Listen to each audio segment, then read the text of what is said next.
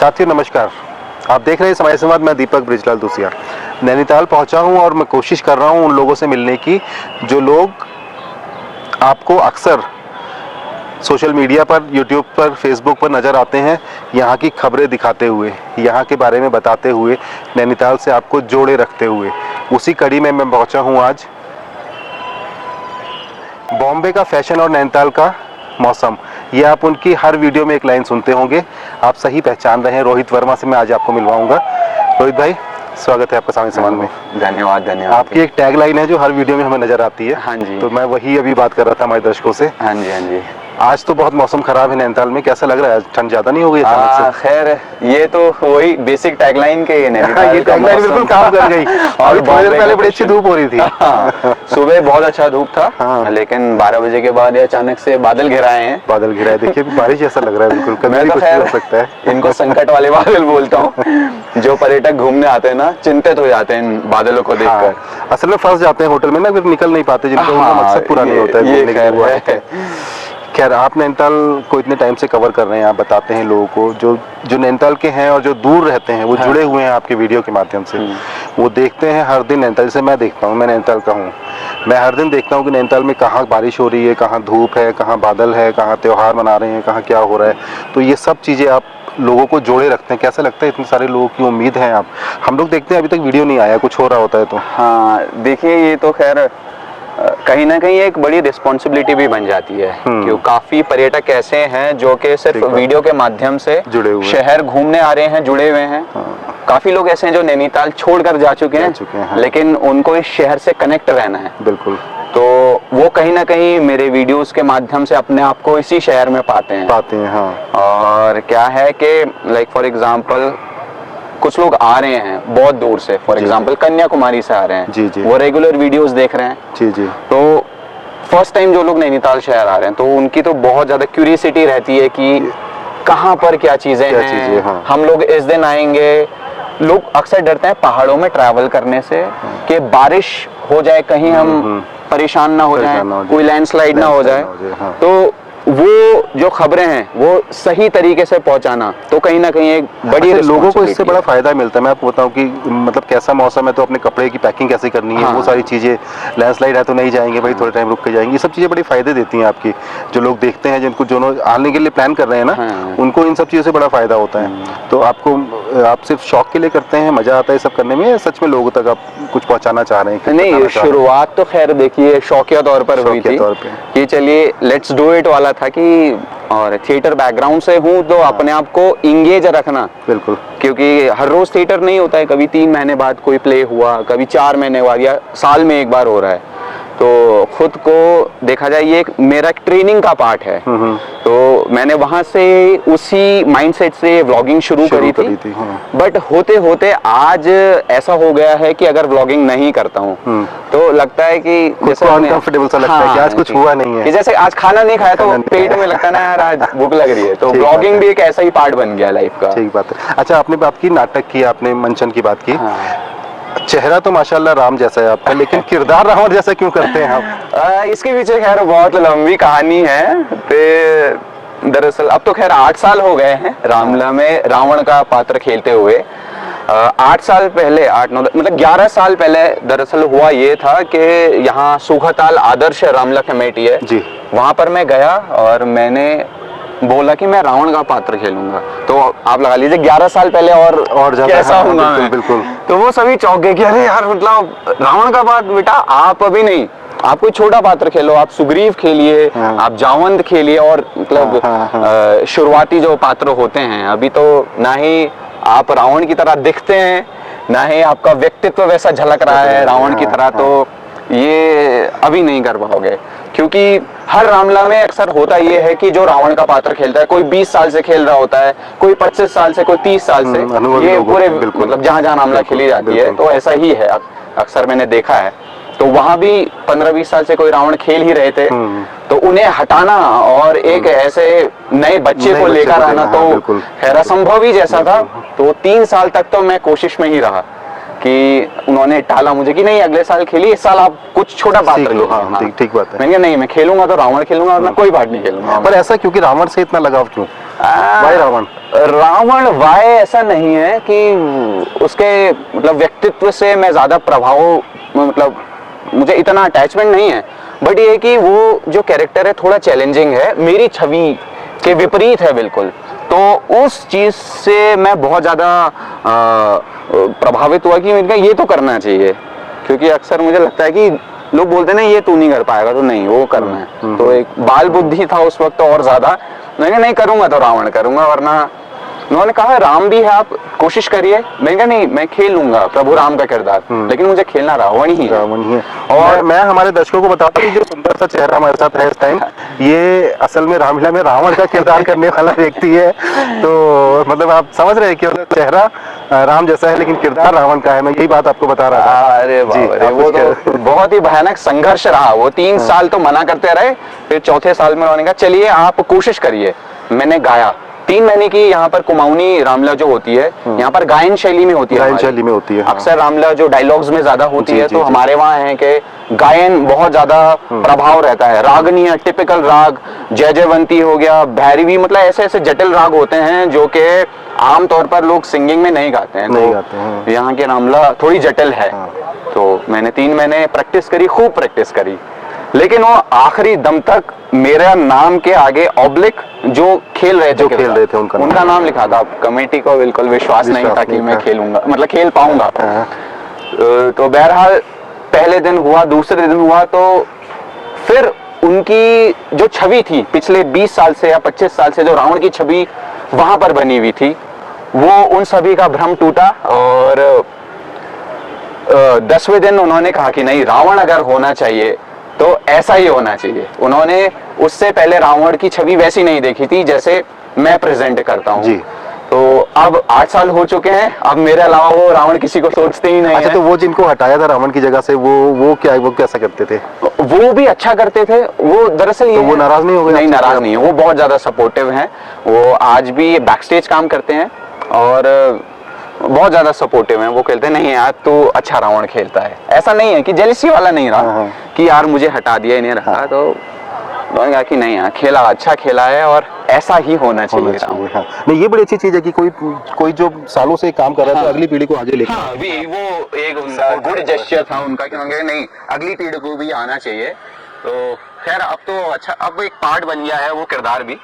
तो मतलब वाला नहीं है कि रावण से प्रभावित होकर ही, ऐसा वाला कुछ नहीं था उसमें।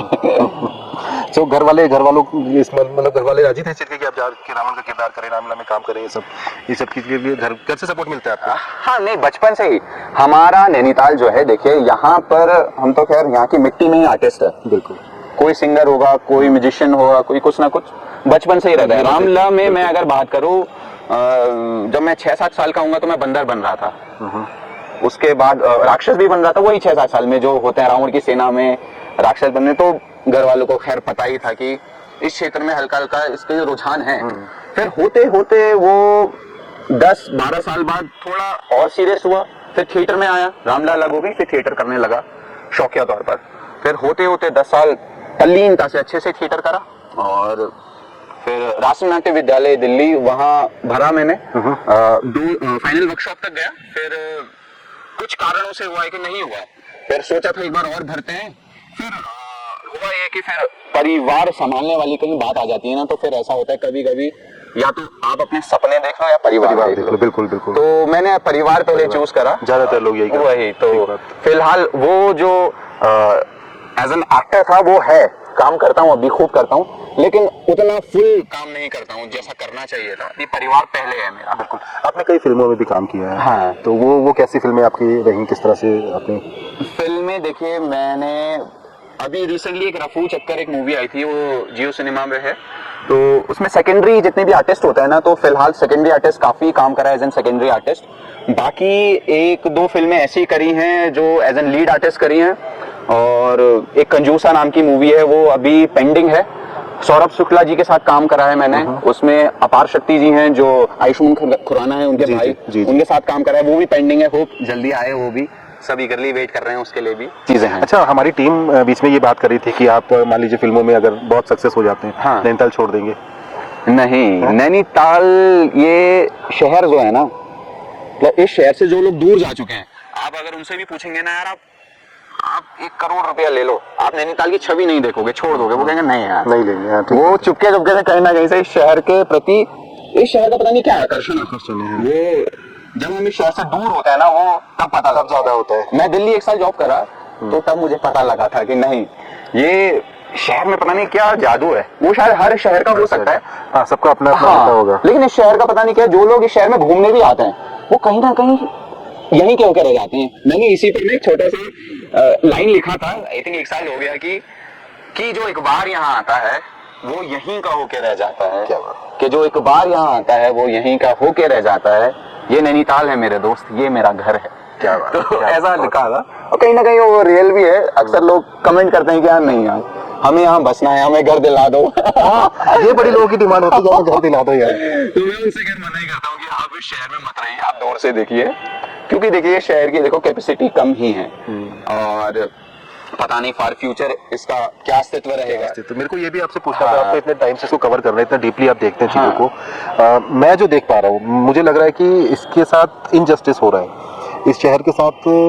मतलब इसकी जो छवि है वो नेगेटिव में इसलिए जा रही है क्योंकि इसको उस तरह से डेवलप नहीं किया जा रहा है। मतलब ये अंधाधुंध कंस्ट्रक्शन हो रही है और गाड़ियां अंधाधुंध है। जब मैं आता था बचपन में, जब मेरे को याद है, जब 5-7 साल का मैं था, तब यहाँ गाड़ियां बहुत कम थी, 2-4-10 गाड़ियां नजर आ जाती थी। लेकिन आज गाड़ियों की भरमार है, आज यहाँ अंधाधुंध कंस्ट्रक्शन हो रही है, सरकारी भी प्राइवेट भी। उसके बाद इस शहर को बचाना एक चैलेंज नहीं लगता है आप लोगों को, जो लोग यहाँ रहते हैं उनको नहीं लगता कि शहर को बचाने के लिए कुछ करना चाहिए? हाँ, ये तो खैर बहुत बड़ी बात है कि जो शायद आप बता रहे हो, आपने बचपन में शहर को देखा है और आज जो है उसमें जमीन आसमान का फर्क है। बिल्कुल। आई थिंक जैसे अगर हम थोड़ा हिस्ट्री की बात करते हैं, पीटर वेरेन जो एक इंग्लिश व्यापारी थे, वो 1841 में वो यहाँ आए, तब ब्रिटिशर्स ने नैनीताल की खोज करी। इस शहर का उससे पहले भी अस्तित्व था। अगर थोड़ा और हम पीछे चले जाते हैं, नैनीताल शहर का जिक्र जो है मानस खंड में, स्कंद पुराण में मिलता है। इसको नैनीताल तो ब्रिटिशर्स ने नाम दिया, उससे पहले इसको त्रिऋषि सरोवर बोला जाता है। कहते हैं कि मानसरोवर की यात्रा जब होती थी तो जो यात्री थे वो यहाँ आते थे, इस जो लेक है यहाँ पर स्नान करते थे, तो इतना पवित्र इस लेक को माना जाता था। इसका इतिहास इतना गौरवान्वित रहा है कि मतलब एक तरीके से ये भी शक्ति पीठ ही है पूरा शहर के कहूंगा मैं, क्योंकि मानसरोवर जो यात्रा कर रहे हैं वो उसके बिल्कुल बराबर ही मान रहे हैं यहाँ के पानी को। तो इतना गौरवान्वित इतिहास इस शहर का, लेकिन होते होते आज नैनीताल शहर हाईली कमर्शलाइज है, हाईली कमर्शलाइज। आई थिंक जो सीजन में जून के टाइम पे आते हैं वो देखते होंगे कितना ओवर एक्सपेंसिव ये टाउन हो जाता है। तो बीते सालों में आई थिंक मैं बोलूंगा कि ये 10 साल जो आए हैं, अचानक से एक बूम आया है टूरिस्ट का, जो कि शहर आते हैं, मतलब अंधाधुंध टूरिस्ट। मैंने देखा है जून के टाइम पे 20-20 किलोमीटर लंबी लाइन है, टूरिस्ट फ्रस्ट्रेट हो रहा है फिर भी आ रहा है। क्योंकि मैंने देखा था आपके भी, कुछ लोग गाड़ी में ही सो रहे हैं, कुछ लोग सड़कों पे सो रहे हैं। मतलब ये नैनीताल में हुआ है जून में? नहीं, ये हुआ है। आई थिंक ये 4 साल या 5 साल पहले एग्जैक्ट ऐसा हुआ था कि लोग जो थे रोड पर सो रहे थे और इतना ज्यादा ट्रैफिक जाम था, लोग गाड़ियों में सोए, लंबा जाम रहा। थोड़ा एडमिनिस्ट्रेशन ने सुध ली थी उस टाइम पे, थोड़ा बहुत कंट्रोल हो पाया था। लेकिन अब अगर आज की भी बात करें तो इतना कंट्रोल नहीं है। यहाँ ओवर कंस्ट्रक्शन हुआ है, मतलब बीते 10 साल में इतना हैवी कंस्ट्रक्शन हुआ है। बीते दिनों में ठंडी सड़क में इतनी ज्यादा लैंडस्लाइड हुई है ना 4-5 जगहों पे। हर साल में कहीं ना कहीं खबर आ जाती है लैंडस्लाइड हुई नैनीताल के इस हिस्से में। तो वो कहीं ना कहीं जो इस शहर पे रेगुलर भार बढ़ता है, तो वो एक सबसे बड़ा कारण है। अब शायद मुझे भी नहीं पता फॉर फ्यूचर में शहर का क्या अस्तित्व रहेगा। आने वाले 100-150 साल बाद जो नौनिहाल है वो लोग देख पाएंगे इस शहर को, पता नहीं। जो आज अगर देख रहे हैं, जैसे अभी ऑफ सीजन है, ऑफ सीजन में तो इतना सुंदर लग रहा है, लेकिन सीजन में शहर की सही में स्थिति बहुत ज्यादा खराब हो जाती है। जो पर्यटक आ रहे हैं वो फ्रस्ट्रेट होकर जाते हैं और जो लोग यहाँ रह रहे हैं वो खुद मार झेलते हैं। इतनी ज्यादा जो हाइप हो जाती है, वो भी परेशान होते हैं, बहुत लोकल्स भी और पर्यटक दोनों ही। तो कहीं ना कहीं आई थिंक एडमिनिस्ट्रेशन ही है जो कुछ बीच का रास्ता निकाल कर के कैसे लोग आए और कितने लोग आए हर साल, ये कहीं ना कहीं कुछ ना कुछ तो आने वाले समय में करना होना चाहिए। जिंदगी में कभी नहीं आऊंगा इस टाउन में। और एक चीज खैर ये भी है, लोग मुझे इस टाउन से इस तरीके से कनेक्ट करते हैं कि अगर कोई होटल फॉर एग्जाम्पल वही 22-23 हजार रुपए का है तो उसने दिए, अब वो लग रहा है कि शायद वो मेरी वजह से हुआ है।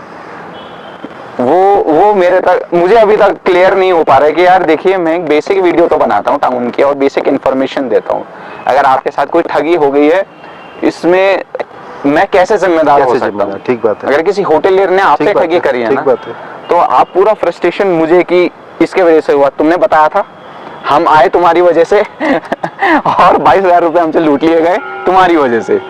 नहीं ये तो गलत है। तो ये चीजें थोड़ा सा समझ नहीं आता है। खैर रोहित भाई, मैं एक चीज और समझना चाहूंगा, कैची धाम की बहुत आजकल मैं देख रहा हूँ। हाँ। उनकी महिमा पहले भी थी, मैं जानता हूँ। आजकल जो है ना प्लेन्स में कैची धाम के लिए इतना क्रेज बढ़ गया है कि लोग हर महीने का अपना बना रहे हैं टूर। कैची धाम इतनी भीड़ को संभालने में सक्षम है। देखिए प्रेजेंट में ना ये 2-3 साल में कैची धाम की हाइप जो एकदम से बूम हुई है, कुछ नामी ग्रामी इंडस्ट्री के लोग क्रिकेटर्स आए हैं, उसके बाद अत्यधिक भीड़ हो गई है। देखिए अभी तो जो वो सड़क है कैची धाम वाली, चाहे कैची धाम भी हो, वो इतने टूरिस्ट को संभालने लायक है नहीं, बिल्कुल भी नहीं है। वहां मैं अक्सर देखता हूँ लोग प्रसाद ले रहे हैं, बाबा जी कंबल चढ़ा रहे हैं, ऐसा कुछ नहीं है, कुछ भी नहीं है। आप जाइए, अगर दादी रहो आप जाके दर्शन कर लीजिए बस, वहां आपको प्रसाद भी नहीं चढ़ाना है, ना आपको कोई कंबल लेना है, वो कंबल घर में नहीं ले जाना है, ऐसा कुछ नहीं है। बाबा जी ने कभी ऐसा नहीं कहा। पता नहीं क्यों देखा देखी वहां आए जा रहे हैं, समझ नहीं आ रहा है। आप आइए, ऐसा नहीं है, लेकिन आप उस जगह पर तीर्थ यात्रा करने नहीं आ रहे। मैं अक्सर लोगों को देखता हूँ वो नैनीताल घूमने आते हैं, और मैंने ये सुना है लोगों से, चलो नैनीताल घूमने चल रहे हैं, महाराज जी के दर्शन। तो आपके तो फिर वही सारी जितनी भी तीर्थ यात्रा है वो बेकार हो गई ना। अच्छा, लोगों को ये नहीं पता कि महाराज जी हनुमानगढ़ी में भी बैठते थे। हनुमानगढ़ी उन्हीं का बताया हुआ है, क्योंकि उसको ज्यादा हाइक दी जा रही है इस टाइम पर, और लोगों को बताया जा रहा है कि कैची धाम ऐसी जगह है जहाँ एप्पल के फाउंडर आए हैं, वो सब, तो इसलिए लोग ज्यादा आ रहे हैं, क्रिकेटर्स आ रहे हैं, तो वहाँ आ रहे हैं, तो इसलिए लोगों को लग रहा है कि भाई बड़ी महिमा है। महिमा उनकी पहले भी थी, लेकिन पहले इतना आतंक नहीं मचा हुआ था प्लेन्स वालों का, कि मतलब हर बंदा उठ के जा रहा है, हर बंदा उठ के जा रहा है। मैं देख रहा हूँ, मेरे पास पता है, मैं दिल्ली रहता हूँ, मेरे पास इतनी क्वेरीज आती है कि भाई कैसे जाएं, कैची धाम कैसे पहुंचे, मुझे बताओ, रास्ता बताओ, कैसे होगा, ट्रेन गए हैं, बैग कैसे, तो ये सारी चीजें मेरे पास बहुत क्वेरीज आती है इस चीज की। तो एक आतंक सा मचा हुआ है कि कैसे कैची धाम पहुंचे, लोगों को नहीं पता कि हनुमानगढ़ी भी बाबा जी का ही है। हाँ, देखिए ऐसा है, ये शायद इस वीडियो के माध्यम से आपको भी पता लग गया और दर्शकों को भी। कैची धाम के जो कैची धाम जी हो गए एक, और दूसरा हो गए नैनीताल में जो हनुमानगढ़ी हो गई।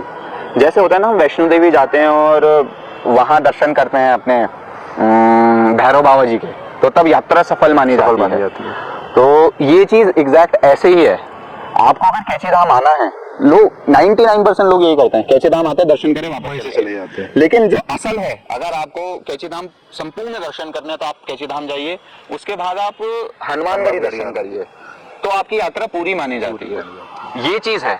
अगर आप सिर्फ वहां भी आते हैं, ये हनुमानगढ़ी, वो भी वही चीज है, वो भी वही चीज है, सेम ही, वो भी बाबा जी ने बसाया है, कैची धाम भी बाबा जी ने बसाया। बट ये है कि कैची धाम इतना ज्यादा हाइप में यूं हो गया क्योंकि बाबा जी वहां पर बहुत ज्यादा समय रहे और उनके पुष्प भी वहीं पर है। तो एक ही कारण है कि कैची धाम फिर मार्क ज़करबर्ग हो गए और जितने भी स्टीव जॉब हो गए, वो लोग अपने कार्यकाल में आए, लेकिन वो बाबा जी से कभी नहीं मिले। लोगों में ये भी भ्रांति है कि जो को फाउंडर रहे हैं स्टीव जॉब्स, उन्होंने, लोग कहते हैं, मैंने सुना है अक्सर, मुझे ऐसे भी आती है कि महाराज जी ने सेब खाया, उनको दिया, सेब खाया, अपने मुंह से खाया और ऐसे दे दिया।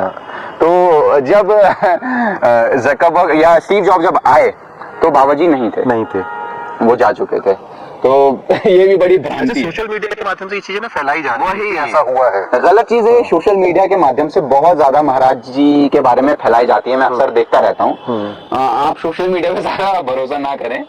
और एक कारण ये भी है, जो अत्यधिक भीड़ हुई है ना, उसका मेन रिस्पॉन्सिबल कारण सोशल मीडिया भी है आज के दौर पर। आप रील स्क्रॉल करेंगे ना तो 10 में से 5 रील बाबा जी के नाम से आती है। बड़े बड़े सेलिब्रिटीज रोज आ रहे हैं, सेल्फी लेके डाल रहे हैं, तो बाबा जी अवरंपार तो हर कोई आ ही रहा है। अच्छा, ऐसा नहीं है कि ये महिमा अब शुरू हुई है, ये महिमा तो हमेशा से रही उनकी, पहले से ही है। ये आजकल सोशल मीडिया ने थोड़ा सा इसको ज्यादा ये करना शुरू कर दिया है, और जो लोग आते हैं उनको भी हो सकता है कि हो क्या सकता है, मेरा ऐसा मानना है कि उनकी बातें पूरी होती होंगी, उनकी बातें सुनी जाती होंगी, उनके काम होते होंगे, इसलिए उन लोगों को लगता है कि भाई चलो फिर चले, और लोगों को बताते हैं, फिर और लोग आते हैं, तो ये सब चीजें भी चली रही हैं। नैनीताल शहर के अस्तित्व की अगर हम बात करते हैं, अगर हम पौराणिक काल की बात करें, यहाँ पर माँ पाषाण देवी रही हैं जो ठंडी सड़क में ही विराजमान है, जिसको पूरा नैनीताल शहर भूल चुका है। ये मुझे थोड़ा सा पर्सनली दुख होता है। ब्रिटिशर्स से पहले भी अगर बात करें, यहाँ के लोकल्स जो थे वो नैनीताल शहर आते थे चप्पल उतार कर, वो जो ग्वाले होते नहीं है, वो जब गाय ब्याती है जो पहला दूध होता है, वो ब्याई गाय का जो पहला दूध होता है वो चलाने के लिए पाषाण देवी मंदिर आया करते थे। तो इस शहर की पहाड़ियों के ऊपर से चप्पल उतारते थे, फिर नीचे आते थे, तो इतना पवित्र माना जाता था। तो मुझे ये चीज अक्सर देखने को मिलती है कि पाषाण देवी मंदिर को कहीं ना कहीं भुलाया जा रहा है, जो कि गलत लगा। देखिए, नैना देवी मैया हैं, आप आइए बिल्कुल, लेकिन पाषाण देवी माँ जो ठंडी सड़क में है, उनके बारे में भी चर्चा होनी चाहिए। जो मुझे थोड़ा सा लगता है कि लोग कहीं ना कहीं भूल रहे हैं। लोकल्स तो आते होंगे, लोकल्स आते हैं। और पाषाण देवी के बारे में शायद लोगों को पता नहीं है, जो लोग स्टैमर करते हैं। बहुत से ऐसे लोग हैं जो पंडित जी वहाँ जल देते हैं, कभी आप जाएंगे तो उनसे पूछिएगा, वो और विस्तार से बता पाएंगे। वो जल देते हैं, उससे लोगों का स्टैमर होना बंद हो जाता है। ये बहुत बड़ी बात है। अगर काफी लोगों का स्टैमर होना बंद हुआ है उस जल से, तो ये चीज लोगों को नहीं पता है। और पाषाण देवी मैया की बहुत, मतलब अगर नैनीताल शहर का एग्जिस्टेंस है तो सबसे पहले माँ पाषाण देवी हैं, क्योंकि वही पहली देवी है। जब ग्वाले आते थे, ब्रिटिशर्स ने डिस्कवर तो बहुत बाद में करा है। नैनीताल को त्रिऋषि सरोवर बोला जाता है, तो तब से माँ पाषाण देवी का अस्तित्व है। तो आज के दौर में लोग थोड़ा सा बोल रहे हैं, दुख होता है थोड़ा सा। चीज और पूछना चाहता हूँ रोहित भाई, मेरा ऐसा मानना है, मुझे लगता है कि नैनीताल में हाई कोर्ट बनाकर हमने नैनीताल के साथ इनजस्टिस किया है। ये एक नुकसान दिया है हमने नैनीताल को, मतलब क्योंकि इसकी वजह से देहरादून और लगभग उत्तराखंड के सभी शहरों से लोग यहाँ आते हैं। उनको अदरवाइज यहाँ नहीं आना, लेकिन क्योंकि यहाँ उनके केस चल रहे हैं या कई सी चीजें, तो वो यहाँ आते हैं। तो ये इसका एक नुकसान नहीं है। देखो, इस बात को ना मैं दो तरीके से जवाब दूंगा मैं। देखिए, ना ही अच्छा हुआ ना ही गलत हुआ। वैसे ही कुमाऊं को बहुत चीजें कम मिली हैं। एक हाई कोर्ट है, जो कि प्रेजेंट में जाने को हो रहा है, और चर्चा चल रही है कि अब जाए कब जाए।